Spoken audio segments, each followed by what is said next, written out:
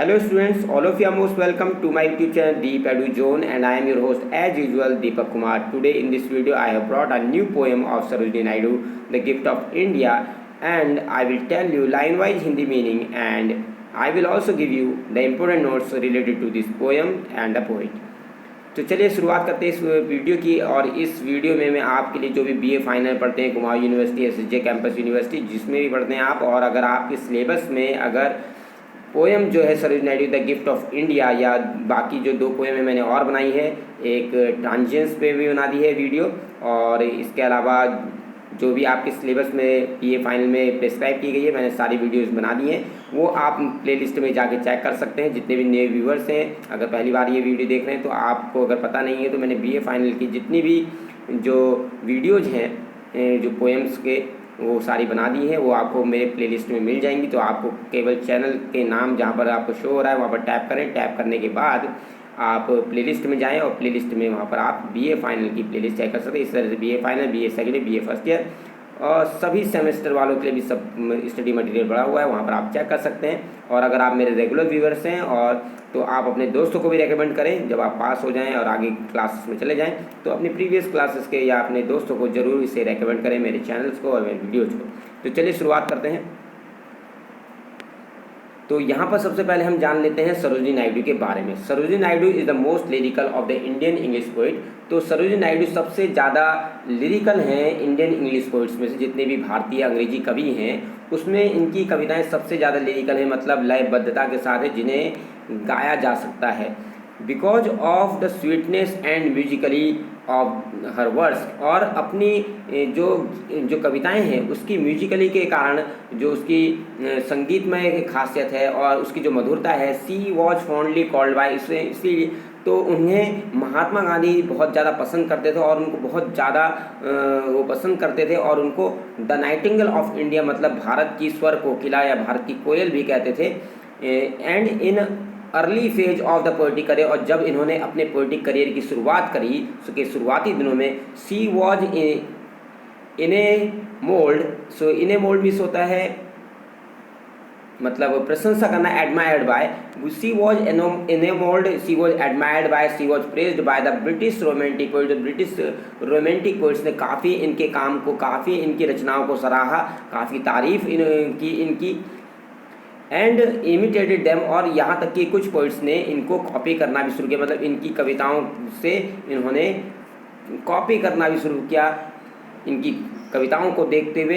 And but on the advice, लेकिन जो Edmund Morris हैं उनकी एडवाइस पर, she tried to reveal the heart of India, इन्होंने भारत के हृदय को प्रकट करने का प्रयास किया इन हर पोएम, अपनी पोएम में। सी कंसिक्वेंटली पब्लिश्ड, जो इनकी जो कविताएं थी जो कंसिक्वेंटली पब्लिश हुई थी, हर वो 3 वॉल्यूम, मतलब 3 वॉल्यूम, 3 अलग अलग वॉल्यूम इनके पोएम्स के प्रकाशित हुए। तो एक था the golden threshold, the bird of time, और था द ब्रोकन विंग। तो 3 वो इनके इंग्लिश पोइट्री के वॉल्यूम छपे, जिसमें अलग अलग कविताएं इन्होंने इंक्लूड करी, अलग अलग कविताएं, जिसके अंतर्गत कई सारी कविताएं इसमें तीनों में अलग अलग कविताएं इनके में छपी, काफ़ी सारी कविताएं इनके ग्रुप के अंदर छपी। और तो 3 वॉल्यूम इनके छपे। 3 वॉल्यूम के अंदर ये ऐसा नहीं कि एक एक कविता थी, कई सारी कविताएं इनके अंदर इंक्लूड थी। तो आगे देखें, in quick succession in continuous session, और ये ऐसा नहीं कि रुक रुक के छपी, ये कंटिन्यूअस सेशन में छपी। एक 1905 में, फिर 1912 में, फिर 1971 में।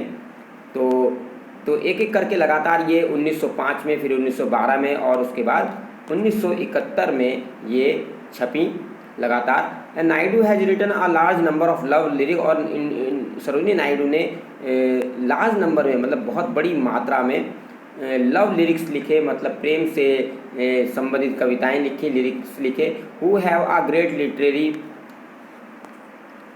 जिन्होंने काफ़ी ज़्यादा जो लिटरली है, मतलब सच में वास्तव में उन्होंने बहुत ही ज़्यादा एप्रिसिएटेड मतलब तारीफ बटोरी, लिटरली एप्रिसिएटेड, जिसे बहुत ज़्यादा एप्रिसिएट किया गया। ऑल्दो रोमांटिक लव, तो यद्यपि जो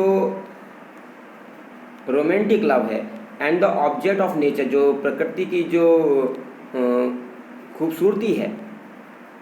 आर हर फेवरेट थीम, तो ये इनकी बहुत ज़्यादा फेवरेट थीम थी। तो इन्होंने नेचर को एज एन ऑब्जेक्ट चुना और काफ़ी खूबसूरत रचनाएं की। She is not without the real touch of spiritual awareness, और she is not without the real touch, और ऐसा नहीं है कि उन्होंने कोई उसमें आर्टिफिशियलिटी उसमें डाली हो, आर्टिफिशियल वर्णन नहीं किया है। She is not without the real touch of spiritual awareness, और यहाँ तक कि मतलब स्पिरिचुअल अवेयरनेस का भी उसमें आप आध्यात्मिक जो जागरूकता है उसका टच भी आप उनकी कविताओं में देख सकते हैं। तो ये उसके बिना उनकी कविताएं नहीं हैं। आध्यात्मिक टच आपको हर कविता में उनके मिल जाएगा। इनफैक्ट वास्तव में the spiritual learning is at the core of all Indian English poetry, और वास्तव में जो स्पिरिचुअल लर्निंग है, जो आध्यात्मिक सीख है, मतलब जो आध्यात्मिक सीख जो देती हैं वो is at the core of Indian, वो उनकी भारतीय अंग्रेजी कविता के सेंटर में रहती है। एज वेल एज इसके साथ ही all Indian are born philosopher, तो वैसे भी और अगर आप देखें तो सारे जो इंडियंस हैं वो बड़े ही जन्म से ही फिलोसफर होते हैं। भारत एक बहुत बड़ा देश रहा है दर्शन दार्शनिकों का। She is all conscious of the transience of this temporary world, she is also conscious है, और इसके बीच इसके बारे में बहुत जागरूक थी। जो transience of this temporary world, ये जो टेम्परेरी वर्ल्ड है, थोड़े समय का क्षणभंगुर समय जो विश्व है जिसे एक नष्ट होना है, इसके बारे में वो जागरूक थी। Even in the ecstasy of romantic love, और रोमांटिक लव की जो आनंद की पराकाष्ठा है उसके बारे में भी वह जागरूक थी। अब हम यहाँ पर पढ़ लेते हैं the gift of India, the gift of India poem, और इसके बाद हम लाइन वाइज मीनिंग बताएंगे। The gift of India is about the tribute to the brave son. तो ये जो पोएम है जिसका अब मीनिंग बताया जाएगा, तो पहले आप पता कर लीजिए, जान लीजिए कि क्या है यहाँ पर, किस चीज़ के बारे में। गिफ्ट ऑफ इंडिया जो पोएम है ये एक श्रद्धांजलि है, ट्रिब्यूट माने श्रद्धांजलि है, टू द ब्रेव सन, उन बहादुर बेटों को, भारत के बहादुर बेटों को। तो ये जो कहानी है, ये जो पोएम है गिफ्ट ऑफ इंडिया, ये एक श्रद्धांजलि है भारत के वीर सपूतों को। एंड द बाउंडलेस ग्रीफ, और जो असीमित दुख है मदर इंडिया की, मदर इंडिया का मतलब भारत माँ का, उस दुख को यहाँ पर दिखाया गया। फॉर हर हीरोइक सन, अपने वीर बेटों के लिए, अपने वीर पुत्रों के लिए। Who were killed in alien land, जो विदेशी धरती पर मारे गए।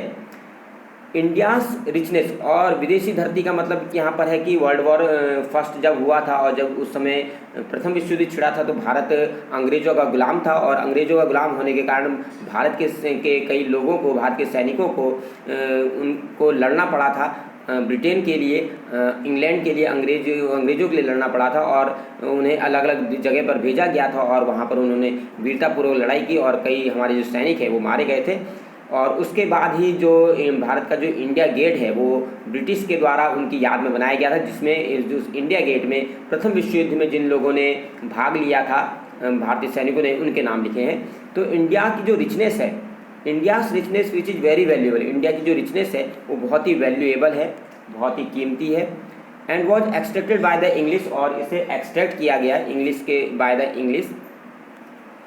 तो यहाँ पर कह रहे हैं कि इंडिया की जो रिचनेस है, क्योंकि भारत अंग्रेज़ों का गुलाम रहा था तो उस समय तो काफ़ी जो भारत को लूटा गया, तो अंग्रेज़ों ने भी भारत को काफ़ी लूटा। तो इंडिया की जो रिचनेस है विच इज़ वेरी वैल्यूएबल, जो कि बहुत ही ज़्यादा वैल्यूएबल है, उसको एक्सट्रैक्ट कर लिया गया था, उसको निकाल लिया गया था इंग्लिश के द्वारा, इंग्लिश रूलर्स के द्वारा। जो ब्रिटिश रूलर थे वो यहाँ से काफ़ी चीज़ें उन्होंने लूट कर या लेकर, छीन कर, यहाँ से लेकर वो अपने देश इंग्लैंड भेज दिया था। British rulers forced Indian soldiers, तो ब्रिटिश जो रूलर्स थे, शासक थे, उन्होंने इंडियन सोल्जर्स को फोर्स किया, ज़बरदस्ती उनको भर्ती करवाया। ओबे दियर ऑर्डर्स टू फाइट, और उन्होंने उन्हें मजबूर किया कि वो उनके ऑर्डर्स को, जो फाइट करने के लिए है, जब लड़ाई चल रही थी प्रथम विश्व युद्ध की, फर्स्ट वर्ल्ड वॉर की, तो उन्हें मजबूर किया टू फाइट फॉर देम, कि वो उनके लिए लड़े इन फॉरेन कंट्री, विदेशी धरती पर जाके लड़े। वियर दी सोल्जर, जहाँ पर ये जो सोल्जर्स है अल्टीमेटली डाइड, फाइनली वो मृत्यु को प्राप्त हुए और मर गए। The soldiers who were as valuable, जो सोल्जर्स जो थे वो इतने वैल्यूएबल थे जैसे कि पर्ल्स। तो यहाँ पर पोएम में बताया गया कि सोल्जर्स की वही कीमत है, ये उतने ही वैल्यूएबल है जैसे कि एक मोती की कीमत होती है, मोती के समान वो वैल्यूएबल है। And died in the foreign land, जो कि फॉरेन लैंड विदेशी धरतियों पर मरे प्रथम विश्व युद्ध के दौरान। पर्सिया मतलब नाम ईरान, जिसे अब ईरान के नाम से जाना जाता है, वहाँ पर लड़ा उन्होंने युद्ध और वहाँ मारे गए। बेल्जियम में जाके युद्ध लड़ा और फ्रांस में जाके युद्ध लड़ा और अन्य अन्य जगह पर जाके इन्होंने लड़ाई लड़ी और वीर गति को प्राप्त हुए। Mother India ask the people, mother India लोगों से कहती हैं to remember the amount of blood. तो यहाँ पर भारत माता के थ्रू सरोजिनी नायडू अपील कर रही हैं रीडर्स से, सभी लोगों से, कि to remember the amount of blood, कि उस खून की अमाउंट को हमेशा याद रखना, विच द सोल्जर, जो कि सोल्जर्स ने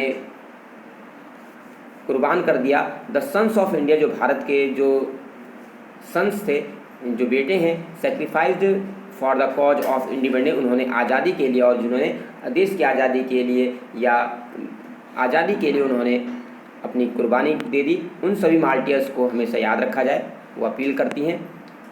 द पोएम इज एन इलेजी, ये जो कविता है ये एक तरीके से इलेजी है। इलेजी मतलब क्या होता है, एक शोक गीत होता है, जो दुख से भरा हुआ गीत होता है, उसे इलेजी कहा जाता है। लिरिकल वेन, जिसमें लिरिकल है, जिसकी जो वेन है, जो नस नस में जो भरा हुआ है, वो एक संगीत भरा हुआ है। इट एक्सप्रेसेस ग्रीव, इसमें एक्सप्रेस किया गया है ग्रीव, दुख को, over the death of the thousands of Indian soldiers. तो यह जो कविता है ये दुख व्यक्त करती है हजारों भारतीय लोगों के, जो सैनिकों की मृत्यु पर दुख व्यक्त करती है, who fought bravely in world war first, जो प्रथम विश्व युद्ध में मारे गए थे। And a large number of them were killed, और काफ़ी संख्या में भारतीय सैनिक मारे गए थे। The sorrow of their soldiers, और जो दुख है उन सैनिकों का remained scattered in the field, उन्हें remained scattered in the fields unattended. तो the sorrow of the soldier, और जो सैनिक हैं जो रिमेंड स्कैटर्ड, उनकी डेड बॉडी वहीं पड़ी रही इन द फील्ड, उन खेतों में, उन मैदानों में, एंड अनअटेंडेड, और उनको कोई लेने भी नहीं गया, उनको किसी ने अटेंड नहीं किया, उनकी जो शव रहे वो वहीं के वहीं पड़े रहे।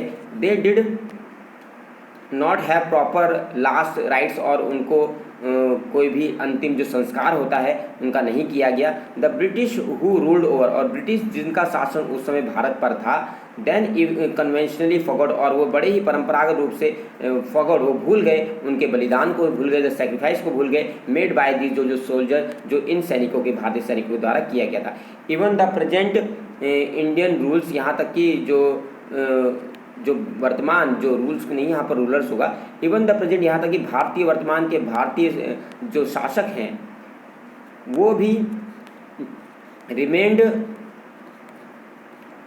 साइलेंट, वो साइलेंट बने रहे, उन्होंने भी चुप्पी साध ली about these brave sons of mother India, जो भारत माँ के जो ये वीर सपूत जो मारे गए, इनके बारे में उन्होंने भी चुप्पी साध ली, उन्होंने भी बहुत कुछ नहीं किया उनके लिए, फॉर लॉन्ग, बहुत लंबे समय तक चुप्पी साध रहे।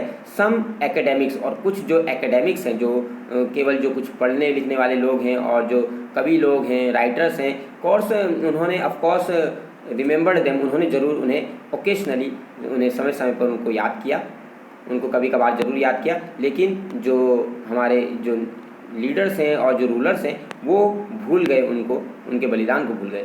तो अब यहाँ पर से पोएम का मीनिंग शुरू हो रहा है। यहाँ पर the gift of India by Sarojini Naidu, यहाँ पर एक एक करके अब लाइन का मीनिंग बताएंगे। Is there aught you need that my hands with all.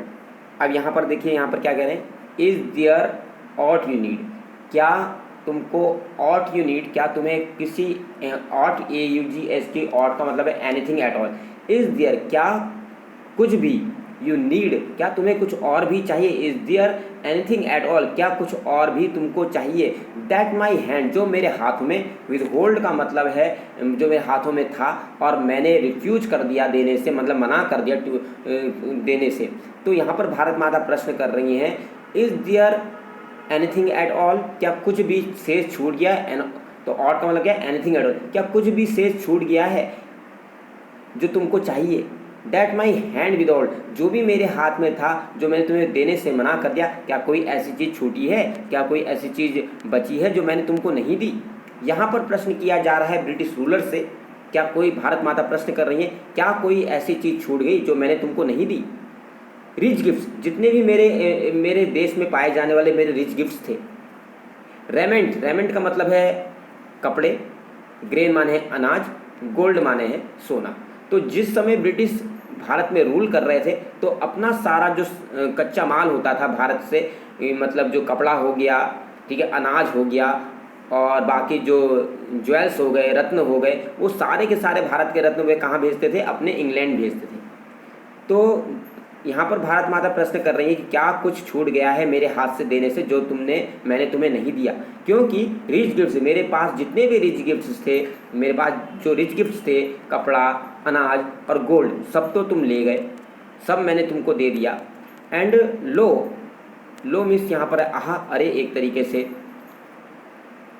शोक व्यक्त किया रहा है। आई हैव फ्लंक्ड, तो लो, आहा, अरे, I have flunked to east and west, और मैंने कई चीज़ें थ्रो कर दी, फेंक दी, तुमको कुर्बान कर दी ईस्ट टू वेस्ट। ईस्ट आया है इंडिया के लिए और वेस्ट हो गया इंग्लैंड, मतलब पश्चिमी देश। और मैंने काफ़ी जो चीज़ें थी वो थ्रो कर दी, तुमको एक तरीके से दे दी, जो पूर्व से पश्चिम की ओर तुम ले गए, पूर्व से पश्चिम की ओर मैंने तुम्हें कुर्बान कर दी, दे दी, मैंने ऐसे ही फेंक कर तुमको दे दी। प्राइसलेस ट्रेजर्स, और जो प्राइसलेस, जो बेशकीमती ट्रेजर्स था, खजाना था, टॉर्न फ्रॉम माई ब्रेस्ट, तो मैंने अपने छाती को फाड़ कर तुमको दे दिया।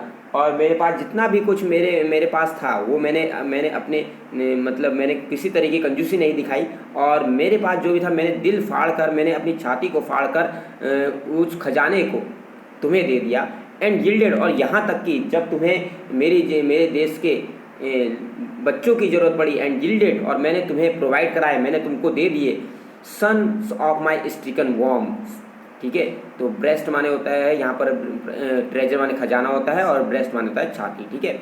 एंड यील्डेड, यील्ड मीन्स देना, और मैंने क्या दे दिया? सन्स ऑफ माई स्ट्रिकन वॉर्म, जो स्ट्रिकन वॉर्म है, मेरा घायल या चोटिल या आहत मेरा जो गर्भ था, तो और मैंने तुम्हें अपने आहत गर्भ से निकाल कर अपने बेटे दे दिए। To the drum beats of duty, उस ड्यूटी के नाम पर, कर्तव्य के नगाड़ों की धुन पर, कर्तव्य के नगाड़ों की बीट पर, उस ड्रम की बीट पर जहाँ जिसमें तुमने कर्तव्य के नाम पर पुकारा मेरे बेटों को, और मैंने अपने बेटों को अपने वॉर्म से निकाल कर, मैंने अपने गर्भ से निकाल कर, अपने आहत गर्भ से निकाल कर मैंने तुम्हें सौंप दिया, तुम्हें दे दिया। द सैबर्स ऑफ ड्रूम, और उनको भेज दिया। सैबर्स ऑफ ड्रूम का मतलब है जो सॉल्ड होता है, सैबर आया, सॉल्ड माने तलवार, डूम माने होता है डेथ, और मृत्यु की तलवार पर उनको चढ़ा दिया, या मृत्यु की तलवार पर उनको कुर्बान कर दिया। तो यहाँ पर भारत माता प्रश्न कर रही हैं ब्रिटिश से।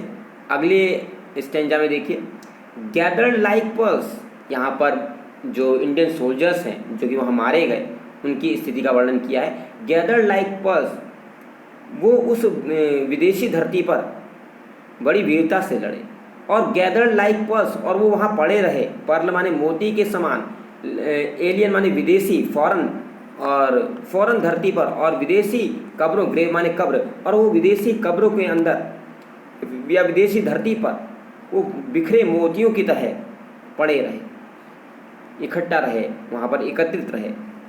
और मेरे जो बेटे हैं वो विदेशी धरती पर, जो विदेशी कब्रों में वो इकट्ठा हैं, पर्ल के समान, मोतियों के समान बेशकीमती हैं, और वो वहाँ पर्ल के समान ग्रेव में, विदेशी कब्रों में दफन हैं। साइलेंट दे स्लीप, वो चुपचाप से सो रहे हैं। बाय द पर्शियन वेव्स, जो पर्शियन है, जो मतलब ईरान की समुद्र की धाराओं में, धाराओं के पास, ईरान की समुद्र की धाराओं के पास, बाय माने नियर होता है, ईरान की समुद्र की धाराओं के पास वे शांति से सो रहे हैं। And scattered like shells, just shell मतलब क्या होता है? जैसे अगर आप समुद्र तट के किनारे अगर जाते होंगे तो जो सी एनिमल्स होते हैं उनका जो कवच होता है, जो खोल होता है उनकी बाहरी बॉडी का, कठोर होता है, तो उसके लिए शेल आता है, ठीक है। स्कैटर्ड माने बिखरे रहना, और वो बिखरे पड़े हैं जैसे शेल्स पड़े रहते हैं। इजिप्टियन सैंड, इजिप्टियन मिस्र के रेतीली मिट्टी पर, और मिस्र की रेतीली मिट्टी पर वो कठोर कवच की तरह, जैसे जानवरों के कठोर कवच की तरह वो बिखरे पड़े हैं, सेल्स के समान, कठोर कवच के समान वो बिखरे पड़े हैं। तो उनकी जो डेड बॉडी है वो वहाँ पर पड़ी हुई है। दे लाई, वे पड़े हुए हैं, विथ पेल ब्रो, उनके जो माथा है, ब्रो मिस होता है माथा, उनका जो फॉरहेड है, उनका जो चेहरा है वो पीला पड़ा है और वो ब्रेव है और उसमें वीरता का भाव है। एंड ब्रोकन हैंड्स, और उनके जो हाथ हैं, मतलब उनकी जो बॉडी है वो शैटर्ड है, वो ब्लास्ट हो गया होगा, ठीक है, और वो कहीं हाथ पड़ा है, कहीं पर पैर पड़े हैं, तो कहीं पर कुछ पड़ा है, तो ब्रोकन हैंड्स, और उनके जो हाथ हैं वो टूटे पड़े हैं, उनकी बॉडी क्षत विक्षत इधर उधर पड़ी है।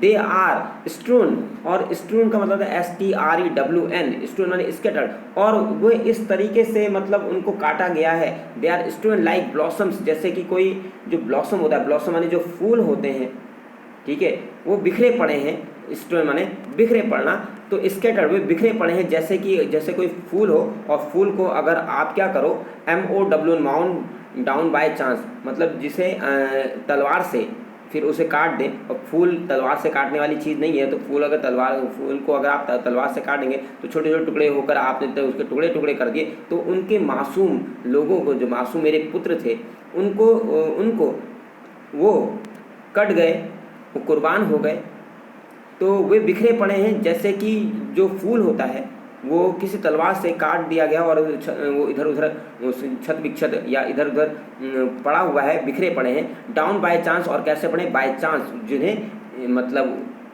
तलवार से काट दिया गया। डाउन बाय चांस का मतलब है भाग्यवश, मतलब बाय चांस यहाँ पर इसलिए यूज हुआ है क्योंकि जो भारत है, भारत की कोई दुश्मनी नहीं थी। जो फर्स्ट वर्ल्ड वॉर हुआ था, भारत उसमें शामिल नहीं होना चाहता था, लेकिन उसे होना पड़ा, क्योंकि उस समय हम जो भारत है वो जो उस समय अंग्रेज़ों का गुलाम था, तो ज़बरदस्ती भारतीय के लोगों को भर्ती किया गया सेना में और उनको लड़ने के लिए भेजा गया विदेशी धरतियों पर। तो ये किस्मत से कह रहे हैं कि उनकी डेड बॉडी बिखरी पड़ी है, जैसे कि किसी जो फूल है, फूल को तलवार से काट दिया गया हो या बिखेर दिया गया हो। ऑन द ब्लड ब्राउन, और उनके जो ब्लड ब्राउन मिडो, और उनके जो खून से लथपथ जो शरीर है, वो मिडोज, वो चरागाह पर पड़े हैं, तो खून से लथपथ, तो उनका खून गिरा हुआ है, और जो घास है वो भी खून से सनी पड़ी है। और फ्लैंडर्स एंड फ्रांस, कौन कौन से जगह के, एक फ्लैंडर्स के और फ्रांस के। यहाँ पर जो फ्लैंडर्स आया है ये है फ्लैमिश रीजन के लिए, और जियोग्राफी अगर आपने पढ़ी हो तो वहाँ पर आता है फ्लैमिश रीजन वो जगह है जहाँ पर डच स्पीकिंग कम्युनिटी रहती है, मतलब डच भाषी या डच भाषा बोलने वाले लोग रहते हैं। और डच भाषा बोलने वाले बेल्जियम में, तो बेल्जियम, तो यहाँ पर ये जो आया है फ्लैंडर्स, ये बेल्जियम के लिए आया है। और बेल्जियम और फ्रांस में के जो घास के मैदान हैं वो खून से लथपथ हैं, उनके खून से सने हुए हैं। कैन ये मेजर, ये का मतलब यहाँ पर यू है, can you major plural number के लिए आया है। तो क्या तुम, यहाँ पर ब्रिटिश से कहा जा रहा है, can you measure the grief of the tears I weep, क्या तुम्हें कुछ अंदाज़ा है, क्या तुम माप सकते हो, उस दुख का अंदाज़ा लगा सकते हो जो मैं जब रोती हूँ। भारत माता यहाँ पर कह रही है, जब मैं रोती हूँ तो मेरे आँखों से आंसू निकलते हैं, और क्या तुम उन आंसू के दुख का मापन कर सकते हो, उस दुख को जान सकते हो कितना गहरा दुख है, या उस दुख को का अंदाज़ा लगा सकते हो, गैस कर सकते हो। और कंपस, और या तुम उस क्षेत्र को नाप सकते हो, कंपस द वो ऑफ द वॉच, कि मैंने कितनी कब तक या कितना मैंने जो वॉच माने मैंने देखा, आई कीप वो, तो क्या तुम उस दुख का अंदाज़ा लगा सकते हो, उस दुख के क्षेत्र को नाप सकते हो, जो कंपस का काम होता है घेरा बनाना, क्या तुम उस दुख के क्षेत्र को नाप सकते हो, उस दुख के क्षेत्र को, ऑफ द वॉच, जो मैंने देखा, आई कीप वॉच, जिसमें मैंने देखा कि मेरे जो बेटे हैं वो युद्ध की भूमि में कुर्बान हो गए, विदेशी धरती में मर गए, क्या तुम उस दुख का अंदाज़ा लगा सकते हो। और द प्राइड, और या उस गर्व का अंदाज़ा लगा सकते हो, दैट थ्रिल, जो रोमांच से भर देता है, थ्रू माई हार्ट डिस्प्ले, यद्यपि मेरा जो हृदय है उसमें दुख है क्योंकि मेरे बेटे मारे गए, लेकिन उसके साथ ही उस रोमांच का जो गर्व है, जो गर्व महसूस होता है, उस रोमांच का अंदाज़ा लगा सकते हो।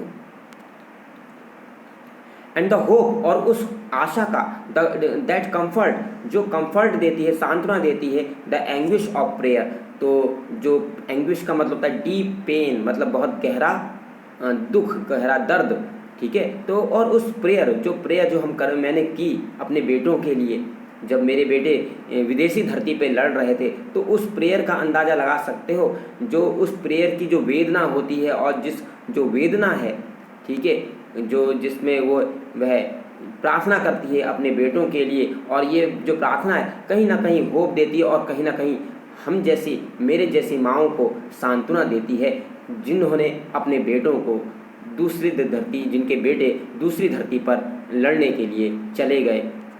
या एक तरीके से कहें तो यहाँ पर जितने भी सोल्जर्स हैं, उनके जो माताएं हैं, उनके बारे में यहाँ पर बात की जा रही है कि क्या तुम उस दुख का भी अंदाज़ा लगा सकते हो कि वो जो माता जो होती है, जो अपने बेटे के लिए प्रार्थना करती है, जिसका बेटा दूसरी धरती पर या दूसरी जगह पर लड़ने के लिए चला गया है, और वह जो प्रार्थना है कहीं ना कहीं उसको एक आशा देती है और सांत्वना देती है, उसको थोड़ा सा रिलीफ देती है उस माँ को।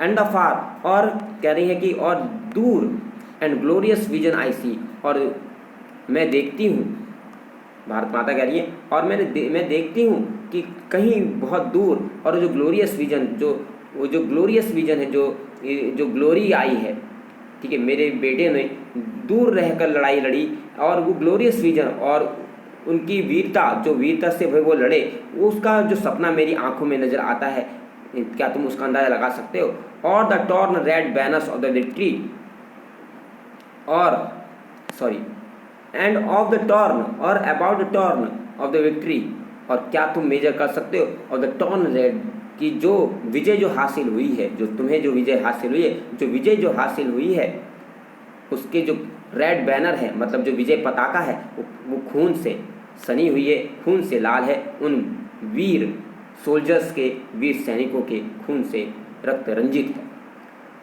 When the terror and the tumult, जब कभी लड़ाई होती है तो जो भी भय का वातावरण रहता है, ट्यूमल्ट ऑफ हेट, और जो कोलाहल रहता है, शोरगुल रहता है नफरत का, तो शैल सीज, वो थम जाएगा। तो जब भी लड़ाई होती है तो अल्टीमेटली लास्ट में उससे कभी ना कभी ख़त्म होना होता है, और उसके बाद समझौता होता है, कॉम्प्रोमाइज़ होता है, ट्रीटी होती है, संधि होती है, और फिर से शांति बहाल हो जाती है। तो कह रहे हैं जब भय और जो नफ़रत का जो शोरगुल है, जब ये रुक जाएगा, एंड लाइफ बी रिफैशन, और जो लाइफ है बी रिफैशन, और लाइफ क्या हो जाएगी, रिफैशन हो जाएगी, जीवन फिर से दोबारा से नया हो जाएगा। ऑन एनवल्स ऑफ पीस, और जो एनवल है, एनवल मीन्स क्या होता है, एनवल का हिंदी में निहाई होता है। एनवल का मतलब ये समझ लीजिए जैसे कोई भी वुडन का या आयरन का, या ठीक है, कोई भी खांचा, एक तरीके का स्ट्रक्चर जिससे किसी चीज़ को शेप दिया जाए, और फिर उसके बीच में उसे डाल दिया जाता है और उसके बाद उसको एक शेप मिल जाता है, उसे एनवल बोला जाता है। तो एनवल, तो कह रहे हैं कि और लाइफ जो है रिफैशन्ड, फिर एक से नई हो जाती है, फिर से वो नया रूप धारण कर लेती है। On anvil of peace, peace के स्ट्रक्चर में, ठीक है, मतलब पीस के जो एक शांति के निहाई में जिसमें से कोई भी चीज़ अपना शेप प्राप्त करती है, ठीक है, उसमें वह जीवन जो है वो फिर से नया रूप ले लेगा, नया हो जाएगा। एंड योर लव, और तुम्हारा जो प्रेम है, शैल ऑफर मेमोरियल थैंक्स, और तुम क्या करोगे, और तुम्हारा जो प्रेम है वह उनको मेमोरियल, एक यादगार के रूप में उनको थैंक देगा। जो भी वीर जवान है उनको मतलब उनको थैंक्स कहेगा और उनको धन्यवाद देगा उनकी कुर्बानियों के लिए, उनके सेक्रीफाइस के लिए। टू द कॉमरेड्स, और जो साथी हैं, who fought in your dauntless हैं, और वो भी जो तुम्हारे साथी हैं जिन्होंने तुम्हारे लिए युद्ध लड़ा। In the dauntless ranks, dauntless rank का मतलब है डिस्करेजिंग रैंक, ताकि जो तुम्हारी आन बान या शान जो है, रैंक जो है, जिस रैंक में तुम हो, या तो जो तुम्हारी रैंक है वो कभी कम ना हो, जो तुम्हारी जो शान है, जो आन है, वो कम ना हो, जिन्होंने तुम्हारी आन के लिए, तुम्हारी शान के लिए तुम्हारे लिए तुम्हारे साथी के रूप में उन्होंने लड़ाई लड़ी। And you honour the deeds of the deathless ones, और यू ऑनर, और तुम्हें चाहिए कि तुम उनके कार्यों का सम्मान करो, उनके डेथलेस वंस, डेथलेस का मतलब जो कभी मरेंगे नहीं, क्योंकि जो जवान होते हैं वो कभी मरते नहीं हैं, उनकी जो वीरता होती है, वीरता के कारण वो अमर हो जाते हैं। और जो अमर हैं और उन अमर लोगों के जो कार्य हैं उनका आपको सम्मान करना चाहिए। Remember the blood of my martyr sons, और याद करो, तुम्हें याद करना चाहिए और उन्हें याद करो, the blood of my martyr son, जो मेरे जो शहीद, जो मार्टियर्ड सन्स हैं, मेरे जो शहीद बेटे हैं, उनके रक्त को, जो रक्त उन्होंने बलिदान कर दिया, अपनी जीवन जो गाथा है वो तुम्हारे नाम कर दी और अपने जीवन को तुम्हारे लिए कुर्बान कर दिया, उसको याद करो। मतलब एक तरीके से यहाँ पर अपील की जा रही है कि जो सैनिक हैं उनकी कुर्बानी को नहीं भूलना चाहिए, उन्हें याद करना चाहिए। और क्योंकि उन्होंने जो लड़ाई लड़ते हैं वो हमारे लिए लड़ते हैं और हमारे लिए वो शहीद हो जाते हैं, और तो ज़रूरी है कि हम भी उन्हें हमेशा याद रखें और उनका सम्मान करें। इसी के साथ ये वीडियो समाप्त होती है। अगर वीडियो पसंद आई और एक्सप्लेनेशन आपको कैसा लगा ज़रूर बताइएगा कमेंट में, ठीक है। और लाइक, शेयर और सब्सक्राइब जरूर करें। Thank you very much.